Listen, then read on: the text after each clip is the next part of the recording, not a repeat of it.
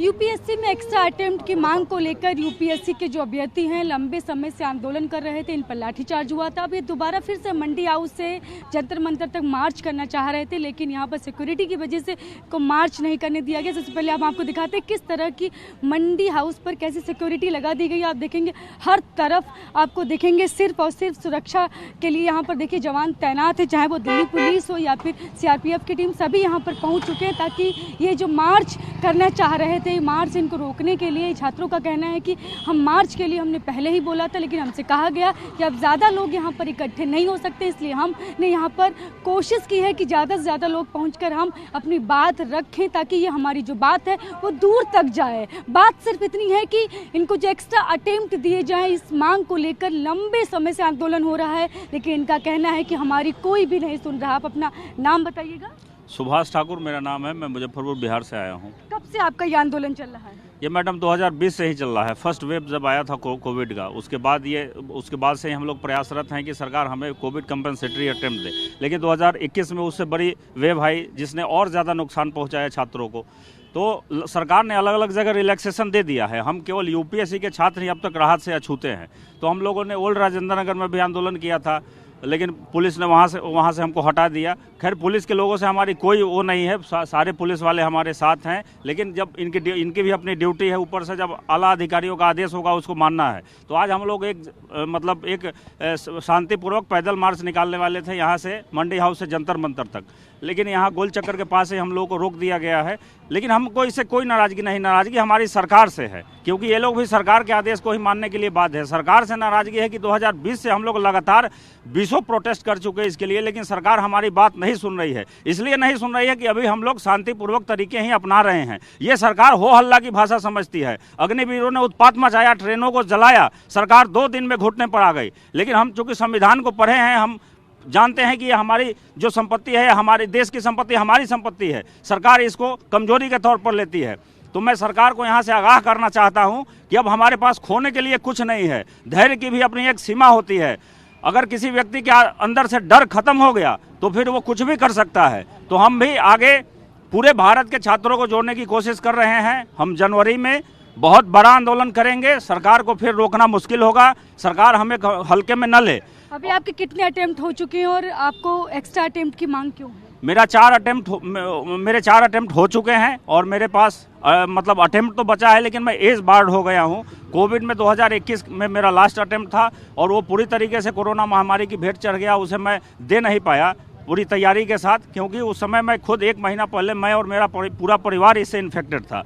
बहुत सारे लोग फ्रंट लाइन वर्कर हैं जो इसकी तैयारी करते हैं। बैंक कर्मी है, मीडिया के लोग हैं, स्वास्थ्य कर्मी हैं, पुलिस के लोग हैं। ये लोग भी यूपीएससी की एग्जाम में बैठते हैं। इन लोगों की उस समय छुट्टियां रद्द थी, एसेंशियल सर्विसेज एक्ट लगा हुआ था।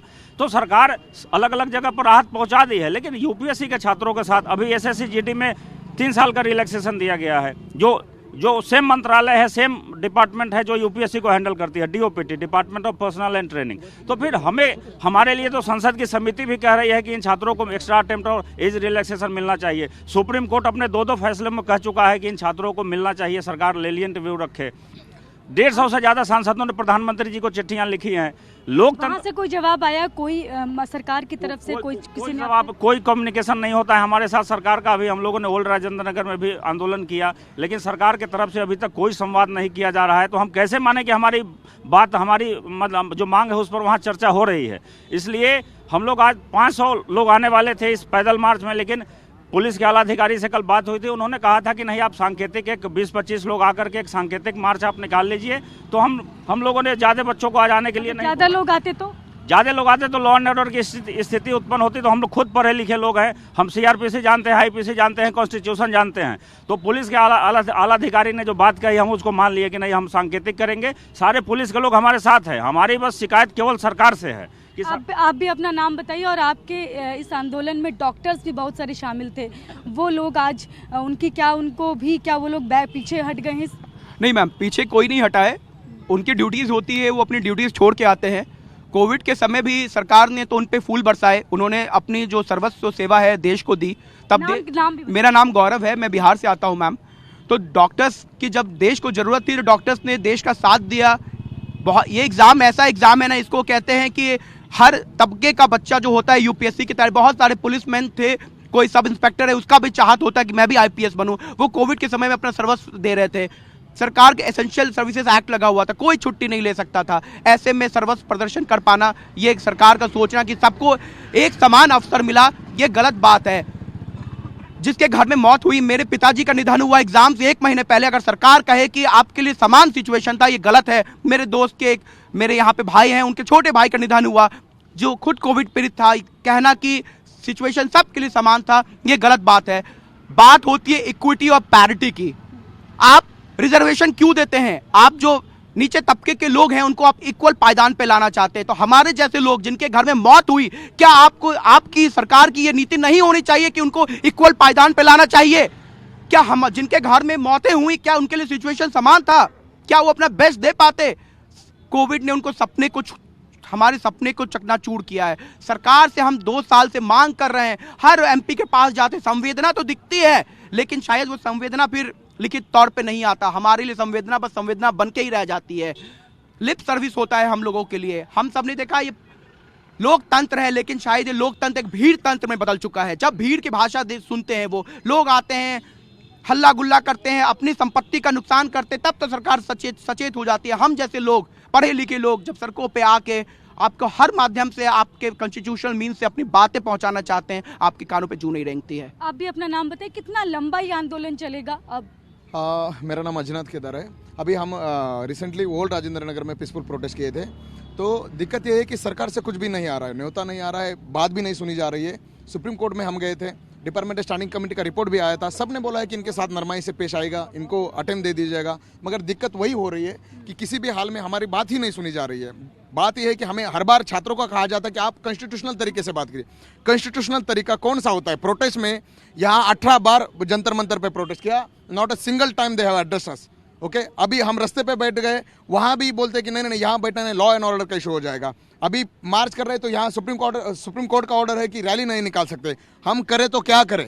यानी कि जो बंदे, और पैरिटी कौन सी बात की, 18 स्टेट में वो जो respective state civil service aspirant को अगर नहीं है, यानी कि उनको दिया जाता है अटेम्प्ट, क्योंकि उनको कोरोना है, उनको उनकी भाषा समझ ली, हमारे ही देश के नागरिक है ना, वो यूपीसी वाले बंदे भी देश के नागरिक है, अगर उनके साथ हो। और हद यहाँ हो गई है कि डीओपीटी के अंदर एसएससी-जीडी वालों को दे दिया, उसी डीओपीटी के अंदर अपना यूपीसी कमीशन भी है ना, वहाँ के छात्रों को कोरोना नहीं था। हमारे सामने यूपीएससी के अभ्यर्थियों को क्यों नहीं दिया? यूपीएससी के जो अभ्यर्थी हैं, आप भी अपना नाम बताइए, और कितना लंबा ये आंदोलन अभी आपको लगता है कि चलाना पड़ेगा, तब ये मांग आपकी पूरी? जी, मेरा नाम डॉक्टर नम्रता है और ये आंदोलन हम 2 साल से चला रहे हैं और अभी भी चलाते रहेंगे। फरवरी में नोटिफिकेशन आ रही है, हम बार बार सरकार से कह रहे हैं कि अभी हमें अटेम्प्ट दे दें। 19 से 20 दिसंबर को हमने ओल्ड राजेंद्र नगर में प्रोटेस्ट करा था, हम दोबारा करेंगे। अभी हमें प्रोटेस्ट करने की परमिशन नहीं है, इसीलिए 50 से 100 लोग इकट्ठा हुए हैं, क्योंकि आप लॉ एंड ऑर्डर को चैलेंज नहीं कर सकते और हम नहीं कर रहे हैं। हमने कॉन्स्टिट्यूशन पढ़ा है, हमें भी पता है कि आर्टिकल 19 के अंदर कैसे शांतिपूर्वक करा जाता है, और हम फिर करेंगे 26 जनवरी के आसपास, फिर करेंगे। और फिर से, क्योंकि हमें फरवरी में नोटिफिकेशन में अटेम्प्ट चाहिए, और जब तक करते रहेंगे जब तक हमें अटेम्प्ट नहीं मिलता है। आप मेडिकल फील्ड से जुड़ी हुई हैं? हाँ जी। तो आप लोग जब ओल्ड राजेंद्र नगर में जो प्रोटेस्ट कर रहे थे, तब पुलिस ने आपको रोका और आपके ऊपर लाठियां भी चलाई? हाँ जी, बिल्कुल, उन्होंने बिल्कुल बेरहमी से हम लोगों को उठाने की कोशिश की। हम वो छात्रों का गढ़ माना जाता है, वहीं से यूपीएससी के लोग तैयारी करते हैं, हम वहीं पे इसलिए बैठे थे कि सब तक हमारी बात पहुंचे, और तभी सरकार तक हमारी बात पहुंची। लेकिन सरकार हमें बुलाए और अटेम्प्ट दे। नोटिफिकेशन में सिर्फ एक अटेम्प्ट ही तो निकालना है, इसके लिए कोई प्रावधान नहीं चाहिए, कोई पार्लियामेंट में कोई इन्होंने एक्ट नहीं बनाना, सिर्फ एक नोटिफिकेशन में सिंपली डीओपीटी अपने गेजेट उसमें निकाल देगा, जैसे कि एसएससी-जीडी के लिए निकाला है। इसमें कोई इतनी बड़ी बात है ही नहीं, ना कोई मीटिंग की बात समझने की है, ना कोई कमेटी ऑलरेडी रिकमेंड कर चुकी है। 112वीं स्टैंडिंग रिपोर्ट पढ़ी है, कमेटी रिकमेंड कर चुकी है, सुप्रीम कोर्ट कर चुकी है। प्रतिदिन लोग, छात्र सड़कों पे उतरे हुए हैं, तो सिंपल सी बात है ना, अटेम्प्ट मिल जाना चाहिए अब तो आप कितने अटेम्प्ट आपके हो चुके हैं और कितने अभी बाकी? मेरे 6 अटेम्प्ट हो चुके हैं और मैंने 3 बार इंटरव्यू दिया है। मेरे पास अब कोई अटेम्प्ट बाकी नहीं है, क्योंकि 2020 और 21 में डॉक्टरों को अपनी सेवाएं देनी पड़ी थी, तो उस टाइम पे हम बिल्कुल भी अपनी स्थिति में नहीं थे कि हम पढ़ाई करें या पेशेंट्स को बचाएं। तो देखे रहे यहाँ पर ये यूपीएससी के अभ्यर्थी हैं, ये लगातार आंदोलन कर रहे हैं। इन्होंने ओल्ड राजेंद्र नगर में भी आंदोलन किया, इससे पहले जंतर मंतर पर भी बैठे थे, लेकिन तब भी इनकी मांगे नहीं सुनी गई। ये लगातार यही बात कह रहे हैं कि हमारी नाराजगी सिर्फ सरकार से है। इस आंदोलन में तमाम डॉक्टर्स भी शामिल हैं, जो कि इनका कहना है कि हम कोविड के दौरान हमने देश सेवा की और अब हमारे साथ सरकार आखिर हमारी ये मांग क्यों नहीं मांग रही है। और जब तक ये हमारी मांगे हमारी नहीं मानी जाएंगी, तब तक हम इसी तरह से आंदोलन करते रहेंगे। कैमरा पर्सन रोहित के साथ मैं शालिनी वाजपेयी, TV9। दिल्ली NCR की हर छोटी बड़ी खबर जानने के लिए सब्सक्राइब करें अपना पसंदीदा channel TV9 Delhi NCR। Facebook, Twitter और इंस्टाग्राम पर हमें सर्च करें @TV9 दिल्ली NCR पर।